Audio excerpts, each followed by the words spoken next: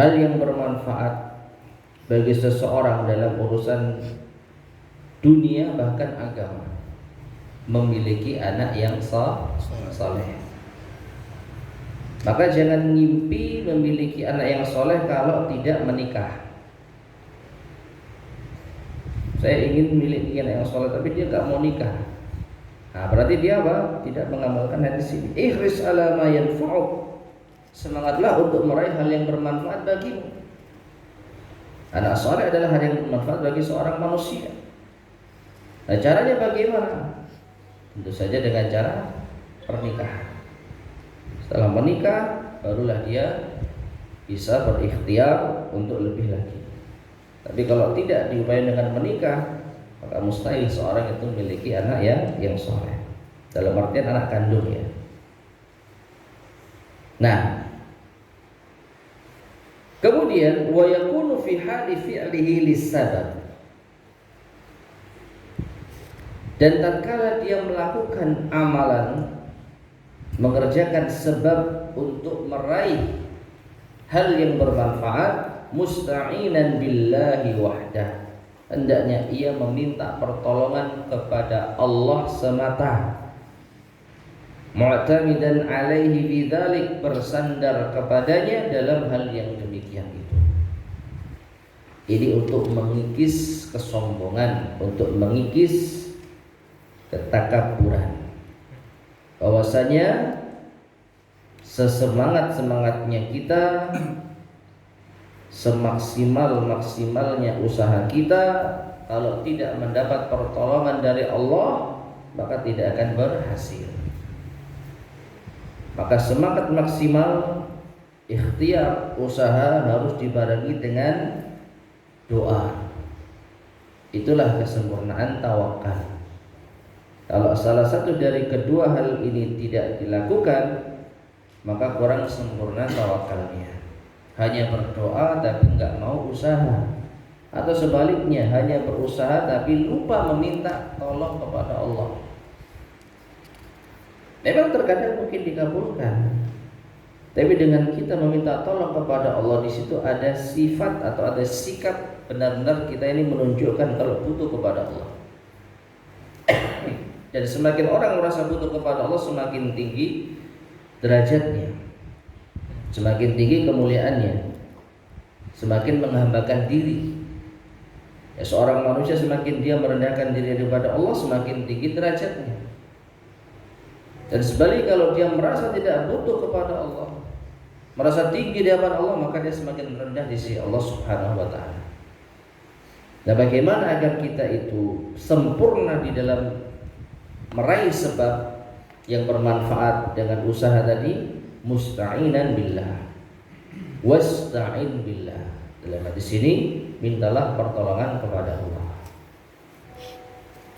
Nah, kemudian setelah itu, tsumma nahahu 'anil ajzi.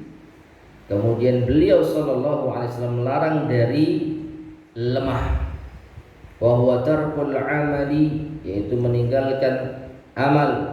Warrukuni atau warrukunu ilal kasli atau ilal kasal, dan cenderung kepada malas. Wa tamannil khairi, berangan-angan mendapat kebaikan. Ma'adamil qiyami bi asbabihi, namun tidak mengerjakan sebab-sebabnya. Ya, hanya semangat tetapi tidak mengerjakan, ya sama saja. Semangat ada di dalam hati, lalu minta tolong kepada Allah, tapi ternyata enggak dikerjakan, enggak dikerjakan, maka tentu ini tidak baik. Jadi selain diperintah untuk semangat, antusias, minta tolong kepada Allah, lalu jangan lemah, kerjakan, lakukan. Nah, kemudian wa arsyadahu, dan beliau sallallahu alaihi wasallam memberikan petunjuk, idza asabahu ma yakrah, apabila dia ditimpa hal yang dibenci, gagal. Sudah semangat, sudah minta tolong kepada Allah, dan dia tidak lemah, ternyata gagal meraih apa yang dia inginkan, gagal meraih hal yang bermanfaat baginya. Maka Rasul SAW memberikan petunjuk baginya an yusallima lil qada'i wal qadari, hendaknya dia serahkan keputusan dan takdir kepada Allah. Wa yarda, lalu dia ridha, wa yahtasibu thawaba alaih, dan mengharap pahala darinya. Jadi dari kegagalan itu ternyata kita bisa meraih pahala. Dengan apa? Dengan sabar. Ya. Karena tidak ada sedikit pun hal yang menimpa kita, baik itu dalam masalah fisik, sampai pun kata Nabi SAW tertusuk duri, atau masalah mental seperti cemas, khawatir, sedih, ini manusia. Namun dia bersabar kepada Allah SWT, melainkan akan dihapus dosanya dan diangkat derajatnya. Jadi ya kita ambil hikmahnya saja. Kegagalan ini ada hikmahnya. Ya, menunjukkan sekuat apapun usaha kita, sebesar apapun usaha kita, dan sesudah maksimal kita berdoa kepada Allah, tapi kalau Allah tidak berkehendak, ya tidak akan terjadi. Dan tentu saja ini kaitannya dengan apa? Iman terhadap takdir Allah. Tidak semua yang kita inginkan itu tercapai. Maka dari itu Nabi SAW mengarahkan, kalau sekiranya mendapatkan hal yang tidak kita inginkan, maka janganlah engkau mengatakan lau. Ini yang menjadi poin pembahasan kita. Nah, wa nahahu an istimali lau, dan beliau melarang kita menggunakan kata lau, seandainya. Wa akhbara annaha taftahu amala syaitan, dan bahwasanya itu bisa membuka amalan syaitan, lima fiha minat ta'assi ala ma fat, karena di dalamnya ada keputusasaan atas apa yang telah berlalu, apa yang telah dia gagal meraihnya, wattahassuru atau wattahassuri wa mu'aradatil qadari, ya, menimbulkan penyesalan dan penentangan terhadap takdir, tidak terima dengan takdir Allah Subhanahu wa taala. Baik. Dan ini sangat disayangkan, sering kali kita dengar, seandainya Danio coba apa lagi? Sumunggo misale. Tapi yang konteksnya bentuk penyesalan. Aduh, seandainya tadi seperti ini, tentu akan seperti itu. Dalam setiap aspek kehidupan sering kita jumpai, dan ini termasuk di dalam masalah yang bisa mengurangi tauhid kita. Memang tidak jatuh pada kesyirikan syirik akbar, tapi ini membuka amalan syaitan. Karena ketika kita mengatakan seandainya, seakan-akan kita tidak terima dengan takdir Allah. Seakan-akan apa? Kita tidak terima dengan keputusan Allah Subhanahu wa taala. Ya banyak kita jumpai. Aduh, coba tadi berangkat 5 menit, enggak telat saya misalnya. Berangkat lebih awal. Coba lewat jalur sini, enggak kena macet saya misalnya. Kalau gitu boleh enggak? Ya. Allah alam bisawab, ya lebih baik dihindari, meskipun kalau secara fakta di sini macet, di sana enggak macet, ya mungkin tidak ada masalah. Ya. Waduh, kenapa saya lewat sini ya? Macet. Nah, ini enggak ada masalah. Tapi kalau coba saya lewat jalur sana. Nah, jadi seandainya saya lewat jalur sana, tentu hasilnya akan berbeda. Tentu saya akan begini dan begitu. Ya. Gimana?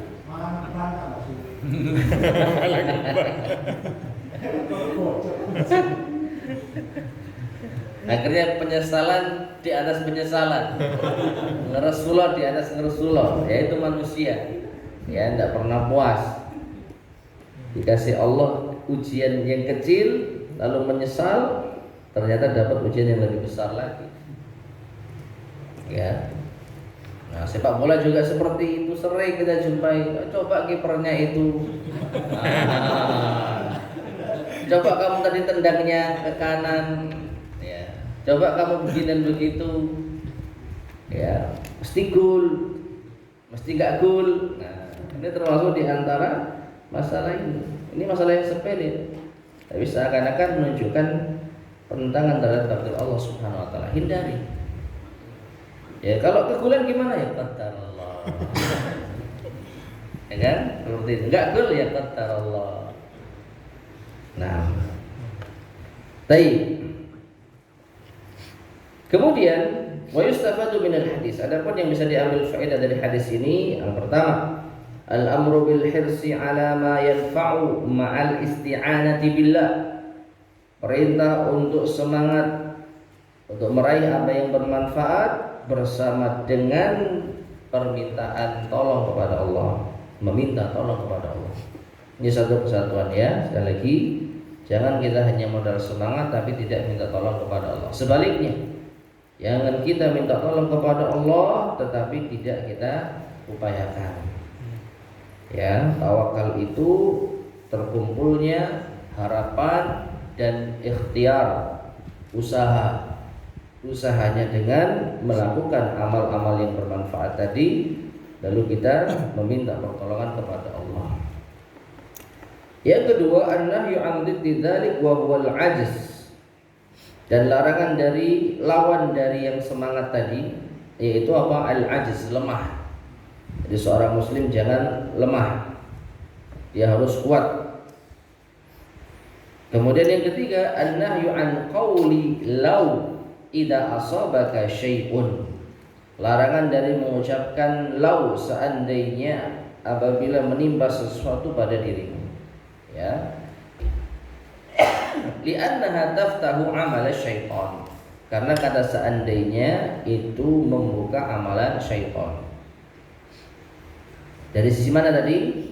Dari sisi bisa menjadikan seseorang tidak terima dengan takdir Allah. Tidak terima dengan takdir Allah, tentu ini adalah amalannya syaitan. Ya. Dan yang keempat, yang terakhir, al-irsyadu ilal kalamil hasan, petunjuk untuk mengucapkan perkataan yang baik. Gantinya apa kalau kita tidak boleh mengatakan lau, seandainya, wa huwa qawli atau wa huwa qawlu qaddarallahu wa ma syaa fa'ala. Ini gantinya. Qaddarallah. Ini terjadi atas takdir Allah, wa ma syaa, dan apa yang Allah kehendaki fa'ala pasti akan terjadi.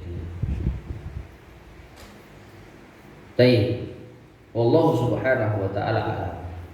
Nah, ma'asyiral muslimin rahimani wa rahimakumullah, inilah petunjuk syar'i di dalam masalah tersebut. Di dalam masalah apa? Berusaha meraih hal yang bermanfaat, lalu meminta pertolongan kepada Allah, disertai dengan yaitu tidak lemah. Apapun yang terjadi maka kita terima hasilnya.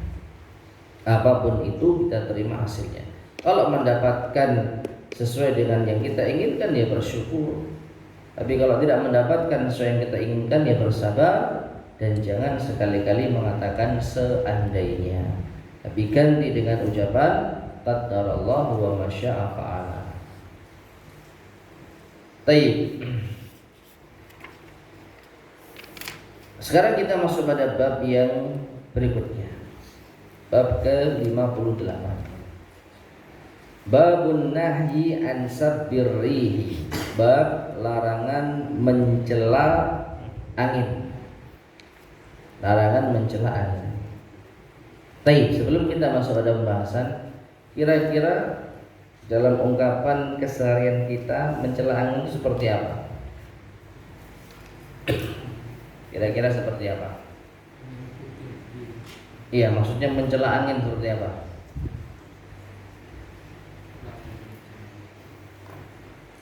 Anginnya terus ada, anginnya gebes. Masa itu celah?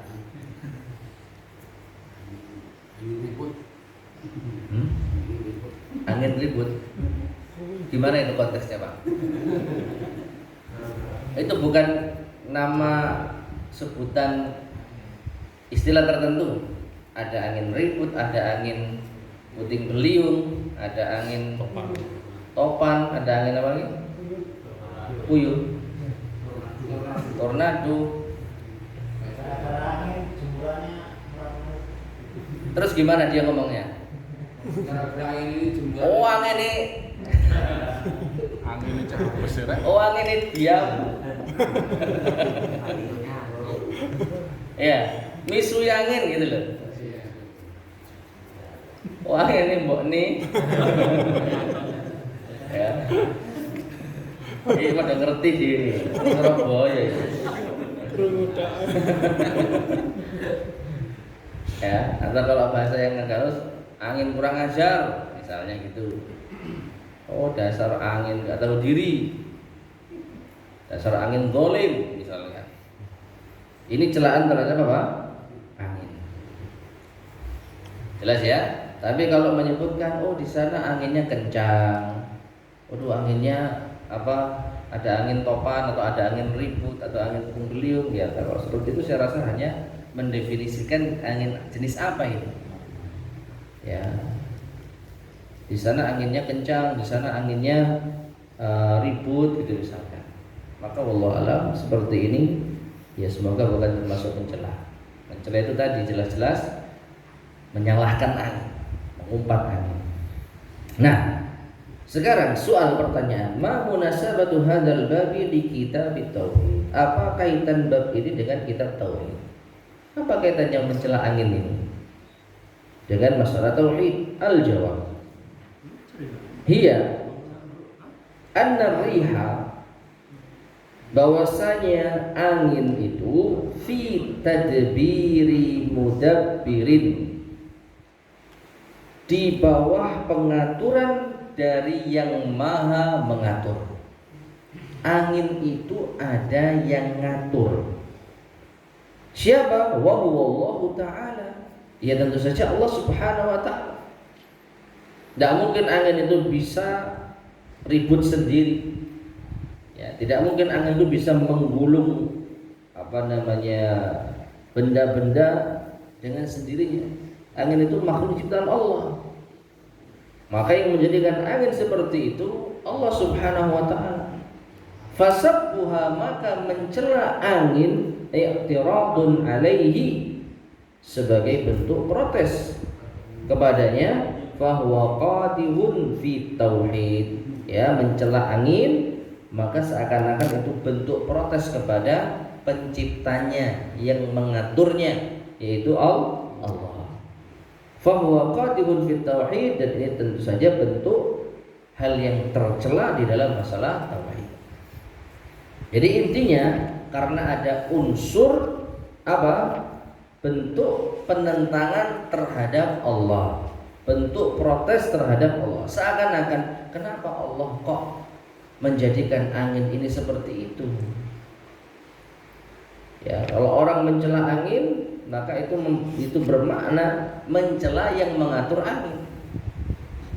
Dan ini persis seperti pembahasan kita apa? Dilarang untuk mencela masa, waktu. Karena apa? Allah Subhanahu wa ta'ala yang menciptakannya. Demikian dengan angin, Allah yang menciptakannya, Allah yang mengaturnya, Allah yang memerintahkannya. Gulung, ya, Allah perintahkan untuk menggulung misalkan, maka angin akan menggulung benda-banda yang ada di sekitarnya. Nah, dalilnya an Ubay bin Ka'ab radhiyallahu anhu, dari Ubay bin Ka'ab radhiyallahu anhu, anna Rasulullah sallallahu alaihi wasallam qala, bahwasanya Rasulullah sallallahu alaihi wasallam bersabda, la tasubbur riha, janganlah kalian mencela angin. Fa idza ra'aitum ma takrahun, maka apabila kalian melihat hal yang tidak kalian sukai dari angin, faqulu, maka ucapkanlah, Allahumma inna nas'aluka min khairi hadhihi rihi wa khairi ma fiha. Ya Allah, sesungguhnya aku memohon kepadamu kebaikan dari angin ini dan kebaikan dari apa-apa yang ada di dalamnya. Wa khairi ma amarta bihi, dan kebaikan dari apa yang kau perintahkan dengannya. Wa na'udzu bika, dan kami berlindung kepadamu ya Allah, min syarri hadhihi rihi, dari keburukan angin ini. Wa syarri ma fiha, dan keburukan apa yang ada di dalamnya. Wa syarri ma amarta bi, dan keburukan dari apa yang kau perintahkan dengannya. Shahahu At-Tirmidzi, hadis ini disahihkan oleh Imam At-Tirmidzi. Ya, jelas. Ya. Dan ini masyaallah muslimin rahimani wa rahimakumullah, ada kemiripan dengan hadis sebelumnya di bab sebelumnya, yaitu apa? Kalau kita tidak suka dengan sesuatu, maka jangan salah ucap. Seperti tadi, mendapati sesuatu yang tidak diinginkan, jangan mengatakan lau. Jangan salah ucap, tapi katakanlah qaddarallahu wa ma syaa fa'al. Kalau lihat angin itu merusak bangunan kita, ya, mengganggu kita, maka jangan kita cela angin itu. Tapi ucapkan apa? Doa, ya Allah, aku minta kepadamu kebaikan dari angin ini, kebaikan dari apa yang ada di dalamnya, kebaikan dari apa yang kau perintahkan kepadanya. Dan aku berlindung kepadamu ya Allah dari keburukan angin ini, keburukan apa yang ada di dalamnya, dan keburukan dari apa yang kau perintahkan kepada dirinya. Nah, ini kalimat yang benar. Jadi ganti kalimat-kalimat yang salah dengan kalimat yang benar. Ya. Tayyib. Soal pertanyaan, isyrah hadzal haditsa wadhkur ma yustafadu minhu. Jelaskan hadis ini dan sebutkan apa yang bisa diambil faedah darinya. Al-jawab, jawabannya, yanha Rasulullah sallallahu alaihi wasallam. Rasulullah sallallahu alaihi wasallam melarang an sabbir rihi, untuk mencela angin. Li'annaha, karena angin itu innama tahabbu, sesungguhnya ia berhembus an ijadillahi ta'ala wa khalqi. Itu karena ciptaan Allah. Allah yang menciptakan, Allah yang menjadikan. Wa amrihi, dan Allah pula yang memerintahkan. Famasabbatuha masabbatun lil fa'ilil haqiqi wa huwa Allah subhanahu. Maka mencelanya, mencela angin sama dengan mencela yang melakukan secara hakiki. Ya, mencela yang menciptakan, mencela yang memerintahkan, dan itu adalah Allah Subhanahu wa ta'ala. Karena yang ngatur angin Allah, yang menciptakan Allah, maka mencela angin sama dengan mencela penciptanya dan pengaturnya. Wa yaqulu alaihi salatu wassalam, dan Rasul sallallahu alaihi wasallam berkata, hina ma tarawna ma takrahuna minar rih, jika kalian melihat sesuatu yang kalian tidak sukai dari angin, idza habbat min syiddah, apabila ia berhembus dengan sangat kencang, au burudah, atau sangat dingin, au hararah, atau sangat panas, farji'u ila rabbikum, maka kembalilah kepada Tuhan kalian, bit tauhid wa du'a, dengan bertauhid dan berdoa. Karena yang menciptakan angin dan yang memerintahkan angin Allah. Jadi angin kencang ya karena perintah Allah, angin dingin ya karena perintah Allah, angin panas ya karena perintah Allah. Semua atas kehendak Allah Subhanahu wa ta'ala. Maka hal yang tidak kita sukai kembalikan kepada Allah dengan berdoa kepadanya. Fa arsyada sallallahu alaihi wasallam ummatahu, maka Rasul sallallahu alaihi wasallam memberikan petunjuk kepada umatnya, ila ma fihi adabun ma'allah, pada apa yang di dalamnya terdapat adab terhadap Allah. Ya, wa khudu'un wa taslimun li amrihi, dan bentuk tunduknya kita dan menyerahkan diri kita kepada perintah Allah. Wa ma yanfa'uhum, dan apa yang bermanfaat bagi mereka, minad du'a'i salih, dari doa yang baik, inda hububir rihi, ketika angin itu berhembus, wa huwa su'aluhu ta'ala khairaha wa khaira ma fiha, yaitu meminta kepada Allah Ta'ala kebaikannya dan kebaikan apa yang ada di dalamnya. Wal isti'adatu min syarriha, dan meminta perlindungan kepada Allah dari keburukannya, wa syarri ma fiha, dan keburukan apa yang ada di dalamnya. Ya sudah, kembalikan kepada Allah. Allah yang memerintahkan, Allah yang mengatur, maka minta kepada Allah, minta kebaikan dari angin itu dan berlindung dari keburukan yang ada pada angin itu. Fatadammana hadzal du'a, maka doa ini mengandung ubudiyatan lillah, bentuk penghambaan diri, ibadah kepada Allah. Ya, dengan berdoa ini kita sudah beribadah kepada Allah. Karena doa adalah ibadah. Wa ta'atahu, dan kita juga mentaatinya. Mentaati Allah. Ud'uni astajib lak. Berdoalah kalian kepadaku, niscaya aku akan ijabahi, kabulkan bagi kalian. Ada sesuatu yang tidak disukai, kembali kepada Allah. Wa ta'ata rasulih sallallahu alaihi wasallam, dan juga taat kepada Rasulnya sallallahu alaihi wasallam, karena beliau merintahkan dalam hadis ini. Ya, wastidfa asyururi bihi, dan juga meminta kepada Allah agar dihindarkan dari keburukan. Wa ta'arrudi li fadlihi, memohon kepada Allah agar dihindarkan dari bentuk protes terhadap karunia-Nya, wa ni'mati, dan nikmatnya.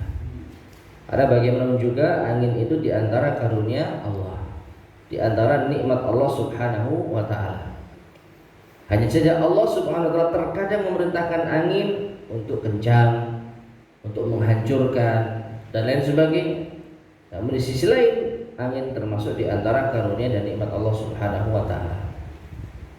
Ya, enggak ada angin kita sumuk, kepanasan. Ya kan? Enggak ada angin, ya mungkin jemuran enggak kering.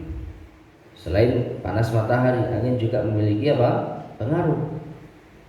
Maka dari itu kalau angin itu berhembus dengan kencang, ya tentu kita kembalikan kepada yang mengaturnya, Allah Subhanahu wa taala. Nah, dengan doa tadi maka kita terhindar dari bentuk protes terhadap ketentuan Allah. Nah, yang terakhir, wa yustafadu minal hadis, dan yang bisa diambil faedah dari hadis. Yang pertama, an-nahyu an sabbir rih. Larangan dari mencela angin. Tadi sudah kita sampaikan contoh-contohnya, ya. Jangan minta ulang. Ya, jangan minta ulang. Tadi sudah disensor soalnya. Ya. Yang kedua, al-irsyadu ilal kalamin nafi, petunjuk untuk mengatakan ucapan yang bermanfaat. Nah, sama seperti tadi, tidak boleh mengatakan lalu gantinya apa? Qadarullah. Ya, wa masya'a fa'ala. Tidak boleh mencela langit, lalu gantinya apa? Doa.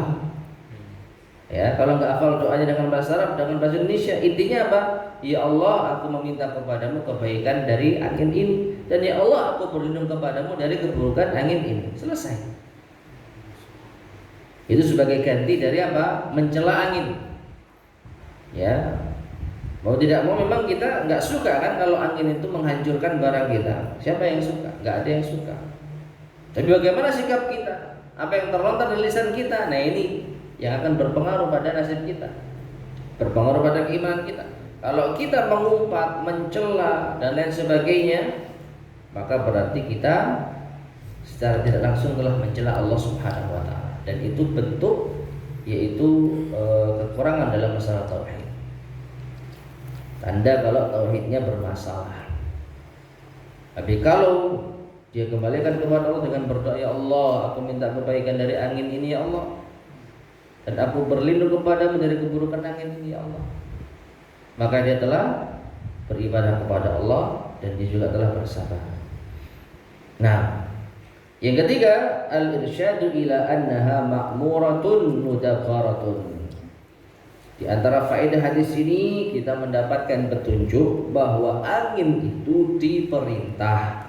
Angin itu ada yang merintah dan angin itu ada yang mengatur. Angin itu tidak berhembus dengan sendirinya. Ya, karena angin itu ciptaan Allah Subhanahu wa taala. Dan semua fenomena alam yang terjadi itu tidak terjadi dengan sendirinya. Gunung meletus, banjir bandang, gempa bumi, termasuk angin kencang. Ini semua makhluk-makhluk Allah yang sangat mudah bagi Allah untuk mengaturnya. Ya. Jadi jangan kita salahkan mereka, sama seperti kita menyalahkan yang mengaturnya. Jangan kita celah mereka, sama dengan mencela yang mengaturnya. Nah, seperti itu. Ya. Jadi yang disebutkan dalam hadis ini memang angin, tapi ini juga berlaku bagi semua Semua makhluk yang memang diatur oleh Allah Subhanahu wa taala. Baik. Dan yang terakhir yang keempat, annaha qad tu'maru bi khairin wa qad tu'maru bi syarrin. Yang harus kita pahami, angin itu terkadang diperintah untuk kebaikan dan kadang diperintah untuk keburukan. Ya, angin yang lembut, angin yang segar, nah ini kebaikan. Hendaknya kita memuji Allah Subhanahu wa taala. Ya, jangan ketika angin itu terasa enak, terasa nyaman, kita memuji Allah, tapi ketika angin itu terasa kencang lalu kita mencela angin. Ya, kan nggak ada ya kita ketika angin berhembus nyaman gitu, ngin suun ngin yo, matur suun ngin, wis enak ini, nggak ada. Kita menyebut Allah Taala, alhamdulillah anginnya enak banget gitu. Tapi ketika angin itu kencang, nah ini kita mencela angin. Ya, kenapa nggak kita kembalikan kepada Allah SWT? Doa kepada Allah. Allah Subhanahu wa taala a'lam. Baik, jelas ya? Lanjut. Bab yang ke-59. Bab qaulillahi ta'ala. Bab firman Allah Ta'ala. Yadhunnuna billahi ghairal haqqi dhannal jahiliyah. Mereka berprasangka terhadap Allah dengan prasangka yang tidak benar, prasangka jahiliyah. Surat Al-Imran ayat ke-154. Wa qawlihi, dan juga firman Allah, adh-dhannina billahi dhanna saw' alaihim dairatus saw'. Itu orang-orang yang berprasangka kepada Allah dengan prasangka buruk, maka atas mereka giliran keburukan tersebut. Justru mereka yang akan mendapat giliran keburukan tersebut. Surat Al-Fath ayat yang ke-6. Taib masyarakat muslimin rahimani wa rahimakumullah. Secara garis besar bab ini mengandung pembahasan su'udzon terhadap Allah, larangan untuk su'udzon kepada Allah. Apa itu? Berprasangka buruk. Berprasangka buruk. Lawannya su'udzon apa? Husnudzon. Ya, berarti wajib bagi kita untuk husnudzon terhadap Allah dan dilarang untuk su'udzon kepada Allah. Soal pertanyaan, mal maqsudu billadzina yadhunnuna billahi ghairal haq? Siapakah yang dimaksud dengan orang-orang yang berprasangka tidak baik terhadap Allah? Mereka ini siapa? Ini dikatakan mereka orang-orang yang berprasangka tidak baik, mereka orang-orang yang berprasangka buruk. Wa ma huwa dzannu alladzi dzannuhu bihi, dan prasangka apakah yang mereka prasangkakan kepada Allah? Ya, prasangka buruk mereka itu seperti apa terhadap Allah? Wa mal maqsudu bi dzanni su', dan apa yang dimaksud dengan prasangka buruk? Wa limadza kana dhanna su', dan kenapa itu dinamakan prasangka buruk? Al-jawab, jawabannya humul munafiqun. Mereka yang berprasangka buruk di dalam dua ayat ini adalah orang-orang munafik. Yaitu mereka yang menyembunyikan kekufuran dan menampakkan keimanan. Ya. Jadi orang-orang munafiklah yang telah berprasangka buruk terhadap Allah. Wa hadzal dhannu, dan prasangka ini, annahum dhannu, bahwasanya mereka berprasangka, annallaha subhanahu, bahwasanya Allah Subhanahu wa taala la yansulu rasulahu, bahwasanya Allah Subhanahu wa taala tidak menolong rasulnya. Jadi mereka berprasangka buruk dengan Allah, menganggap Allah enggak akan menolong rasulnya. Wa anna amrahu sayadmahillu wa yadhhabu wa yatalasha, dan mereka menganggap berprasangka bahwasanya agama yang beliau bawa sallallahu alaihi wasallam itu akan lenyap, akan hilang, akan sirna. Ya. Jadi mereka memprediksikan agama ini nggak akan lama ini. Nah, itu termasuk bentuk prasangka buruk kepada Allah. Kalau seperti ini Muhammad nggak akan ditolong dia. Kalau kelakuannya seperti ini Muhammad nggak akan dapat pertolongan dari Allah. Nah, ini berprasangka buruk kepada Allah. Nah,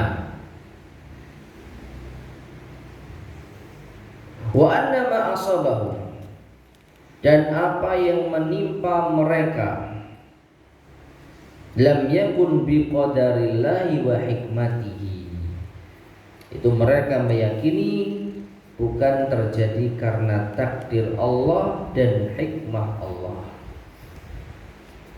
Termasuk bentuk prasangka buruk kepada Allah. Jadi apa yang menimpa mereka itu bukan karena takdir Allah, bukan karena hikmah Allah. Fafassara hadzal dhanna bi inkaril hikmah wa inkaril qadar, atau fafussira hadzal dhann, maka ditafsirkan prasangka ini bi inkaril hikmah wa inkaril qadar, dengan mengingkari hikmah dan mengingkari takdir.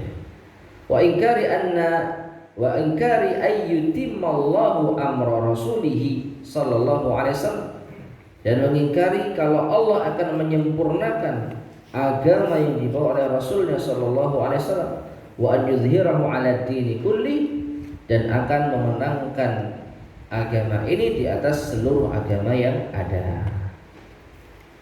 Ya.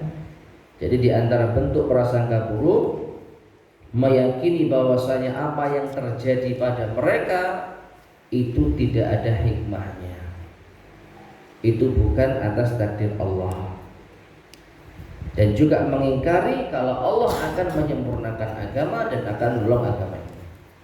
Ya, mustahil agama seperti ini akan dimenangkan oleh Allah. Nah, itu bentuk suudzon terhadap Allah. Mustahil agama ini akan bertahan lama, paling sebentar lagi hilang agama seperti ini. Nah, itu bentuk apa? Suudzon kepada Allah. Siapa yang mengucapkannya tadi? Orang-orang munafik. Nah, wahada huwa dhannu su', dan inilah prasangka buruk itu. Alladzi dzannahul munafiquna wal musyrikun, yang orang-orang munafik dan orang-orang musyrikin berprasangka dengannya. Wa inna ma kana dhanna su', dan sesungguhnya ini dinamakan prasangka buruk li'annahu dhannun atau dhannu ghairi ma yaliqu billahi subhanahu. Karena apa? Terdapat prasangka yang tidak layak bagi Allah. Allah itu kan maha membela nabinya. Allah itu kan maha menolong nabinya. Allah itu yang akan menguatkan dan menyempurnakan agama ini. Lah kok mereka justru mengira Allah tidak akan menolong nabinya, Allah tidak akan memenangkan agama ini. Maka ini bentuk apa? Prasangka buruk kepada Allah. Karena tidak layak kita berprasangka seperti itu kepada Allah. Wong Allah maha penolong, Allah maha membela, Allah maha menyempurnakan agamanya. Ya. Wa ma yaliqu bi hikmatihi wa hamdihi wa wa'dihi as-sadiq, termasuk dianggap prasangka buruk karena meyakini atau berprasangka sesuatu yang tidak layak bagi hikmah Allah dan pujian terhadap Allah dan janji Allah yang benar. Allah berjanji kepada Rasulnya akan memenangkan agama ini, tapi mereka justru berprasangka agama ini tidak akan apa? Dimenangkan, justru akan hilang, akan lenyap. Nah, soal pertanyaan berikutnya, ma huwa tariqu ila salamati min dhanni su'i billah, bagaimana jalan untuk selamat dari berburuk sangka kepada Allah alladzi waqa'a fihi aktsarun nas, yang terjadi pada kebanyakan manusia. Al-jawab, jawabannya, huwa ma'rifatullah, yaitu dengan kita mengenal Allah, wa ma'rifatu asma'ihi wa sifatihi, dan mengenal nama-nama dan sifat-sifatnya, wa mujibah hikmatihi wa hamdihi, dan mengenal kepastian akan adanya hikmah Allah dan memuji Allah, wa taubati wal istighfari min hadzal dhann, dan bertobat dan istighfar terhadap prasangka ini. Taib, ma'asyiral muslimin rahimani wa rahimakumullah. Memang kalau kita perhatikan ayat ini, sababun nuzulnya ditujukan kepada orang-orang munafik. Mereka adalah orang-orang yang berprasangka buruk kepada Allah. Dan apa prasangka buruk mereka? Tadi mereka berprasangka kalau Allah tidak akan menolong Rasulnya. Mereka berprasangka kalau agama ini akan hilang, akan lenyap, tidak akan bertahan. Itu sebabun nuzul dari ayat ini. Namun ini juga bisa menjadi pelajaran bagi kita semua. Segala macam prasangka buruk terhadap Allah itu harus dihilangkan. Tidak boleh untuk kita yaitu prasangkakan. Apa contohnya berprasangka buruk kepada Allah selain dalam kasus orang munafik ini? Apa contohnya?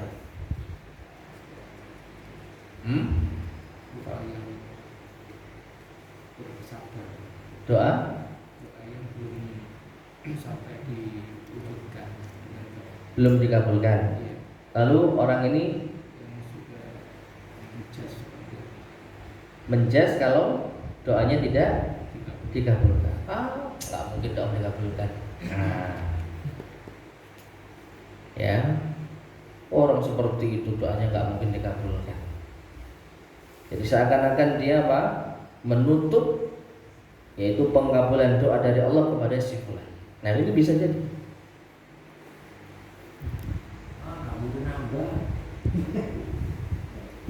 Itu realitas. Anjen nomor tok kok.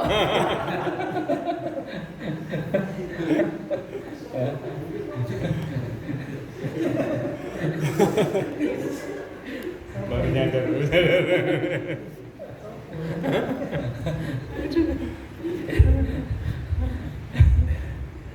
Ya kecuali sudah berusaha ikhtiar berdoa menempuh jalan yang benar, bukan hanya asal ngomong, bukan hanya keluar-keluar. Lalu optimis, nggak mungkin Allah memudahkan dia untuk poligami. Gitu kan maksudnya? Nggak mungkin dia dimudahkan untuk poligami. Padahal orangnya sudah berusaha memperbaiki diri, ya, berdoa kepada Allah. Tapi orang kalau cuman banyak omong, lalu orang kayak gini nggak yakin. Nah, itu bukan bentuk suudzon kepada Allah. Karena kita menganggap, aduh kayak gini deh, nggak yakin aku. Ya, jadi dia tidak yakin dengan apa yang diperbuatnya orang seperti ini. Ya. Nah, jadi segala hal yang Allah Subhanahu wa taala masih memberikan kesempatan, ada kesempatan ya untuk terwujud karena Allah itu Maha Pemurah. Nah, contoh lagi, ada orang taubat, istighfar. Wah, orang kayak kamu nggak mungkin diampuni Allah. Nah, ini berusaha kepada Allah. Ya. Siapa yang berhak membagi ampunan? Hanya Allah SWT. Allah yang berkehendak untuk mengampuni dan tidak mengampuni siapapun. Tapi selama roh belum sampai di tenggorokan dan selama matahari belum terbit dari arah barat, maka pintu ampunan terbuka bagi siapapun. Apa ada orang yang membatasi ampunan tidak akan sampai kepada dirinya, maka dia telah berprasangka buruk kepada Allah. Nah, ini apa harus kita hindari. Kita jauhi ucapan-ucapan seperti ini. Taib. Soal yang terakhir, pertanyaan, malladzi aradal muallifu bihadzal bab? Apa yang diinginkan oleh al-muallif, yaitu Syekh Muhammad bin Abdul Wahhab rahimahullah dengan bab ini? Apa tujuan al-muallif membawakan bab ini? Al-jawab, jawabannya, aradat tanbiha ala wujubi husnil dhanni billahi ta'ala. Beliau menginginkan untuk memberi peringatan atas wajibnya berbaik sangka terhadap Allah. Lianna dzalika min wajibatit tauhid, karena itu termasuk di antara kewajiban tauhid, konsekuensi dari tauhid. Ya, di antara konsekuensi tauhid adalah kita harus berbaik sangka kepada Allah. Kita mendapatkan ujian, mendapatkan cobaan, kalau kita mengenal Allah Subhanahu wa taala itu Maha Penolong, ya. Allah Subhanahu wa taala yang akan memberikan kemudahan kalau kita bertakwa kepada Allah. Nah, ini husnudzon. Husnudzon kepada Allah, insyaallah Allah akan bantu. Insyaallah Allah akan yaitu menolong kita. Tidak putus asa. Wadhalika, yang demikian itu, annahu la yatimmu lil 'abdi iman.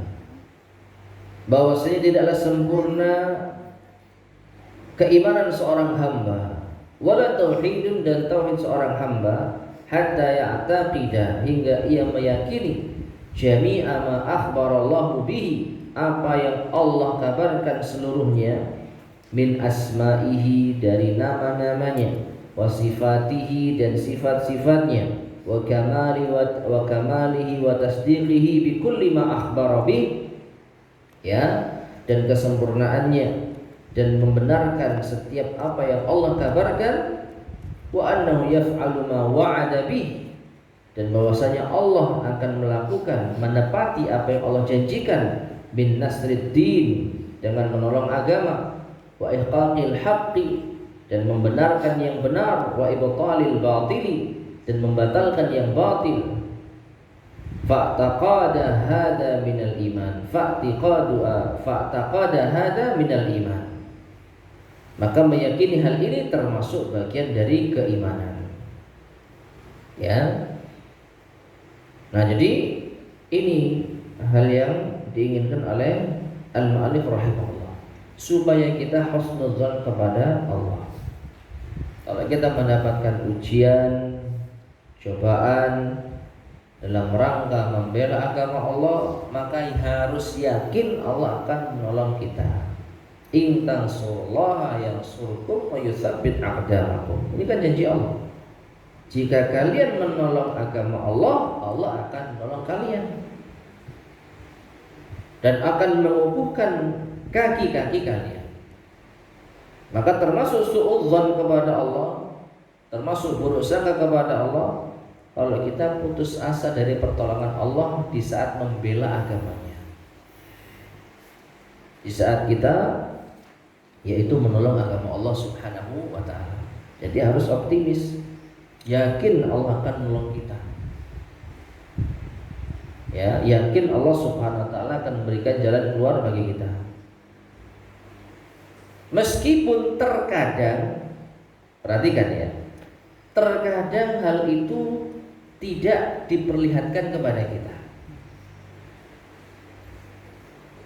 ya, terkadang tidak diperlihatkan kepada kita. Artinya apa? Kita sudah meninggal baru terwujud janji Allah.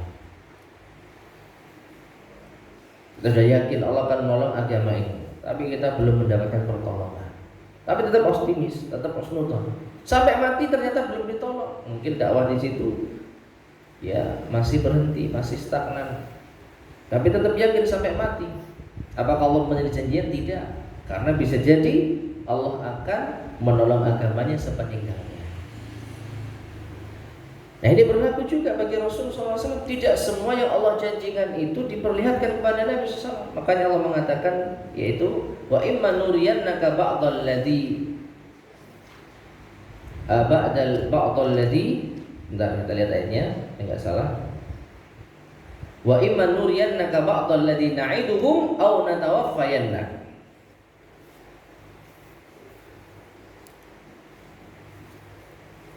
Ayat ini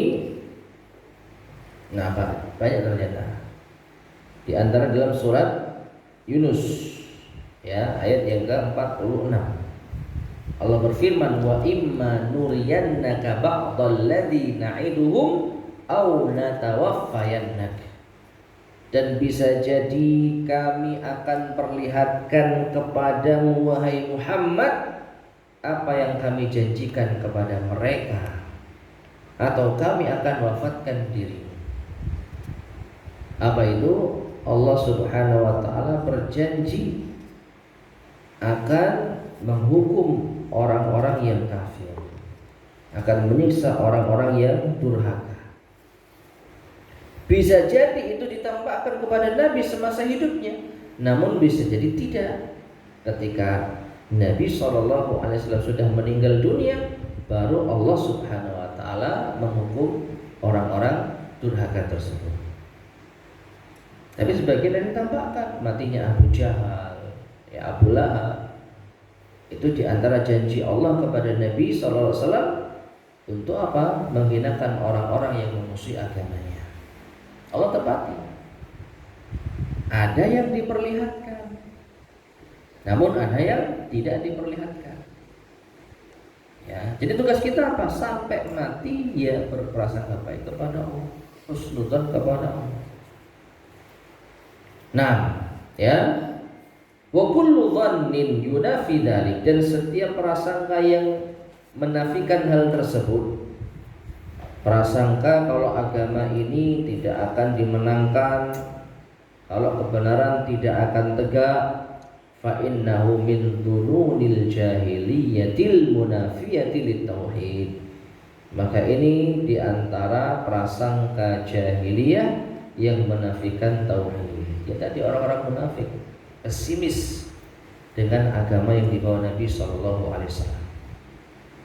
Ya mungkin mereka melihat dalam satu kejadian, dalam sebagian peperangan, ya ternyata apa? Umat Islam kalah misalkan dalam perang Uhud misalnya. Dalam perang Uhud kaum muslimin banyak mengalami luka-luka, ya, dan jumlah korban jauh berbeda. Ya, kaum muslimin kehilangan sekitar 70 sahabat, sedangkan orang-orang musyrik hanya 20 atau 30. Lalu mereka, agama ini gak lama ini. Itu orang-orang munafik. Ya, Allah tidak akan menolong Rasul macam ini. Ini bentuk apa? Buruk sangka kepada Allah, buruk sangka jahiliyah, dan ini menafikan tauhid. Li'annaha su'u dhannin billah, karena ini bentuk buruk sangka kepada Allah, wa nafyun li kamalihi, dan menafikan kesempurnaan Allah, wa takdzibun li khabarihi, dan mendustakan kabar Allah. Allah sudah berjanji, ya, Allah akan apa? Meninggikan agama ini. Walladzi arsala rasulahu bil huda wa dinil haqqi liyudhhirahu 'ala ad-dini kulli walau karihal musyrikun. Ini janji Allah.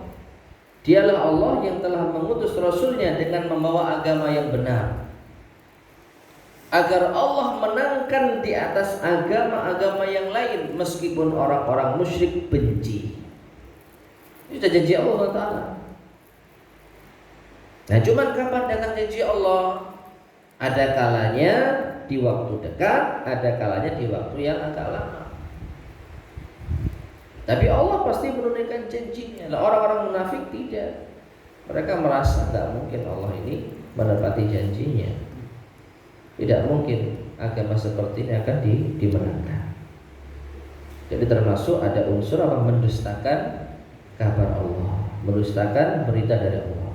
Wa syakkun fi wa'dihi, dan juga meragukan janji Allah. Sama seperti mengira Allah itu dusta. Mana janjinya? Oh, nggak dimenang-menangkan. Nah, ya, Allah Subhanahu wa taala. Taib. Ya, jadi bab yang ke-59 ini hendaknya kita menghindari kata-kata yang mengandung yaitu unsur buruk sangka kepada Allah Subhanahu wa taala. Dan patokannya apa?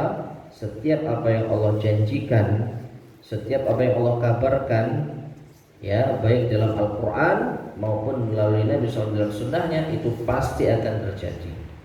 Jangan sedikit pun kita meragukannya. Meragukan itu bisa masuk dalam bentuk berprasangka buruk kepada Allah. Dan tentu saja ini apa? Bisa merusak tauhid. Wallahu a'lam bishawab. Tapi masyarakat muslimin rahimani wa rahimakumullah, kita cukupkan kajian kita di malam hari ini. Insyaallah akan kita lanjutkan pada kesempatan berikutnya biidznillah subhanahu wa ta'ala. Sebelum kita akhiri, barangkali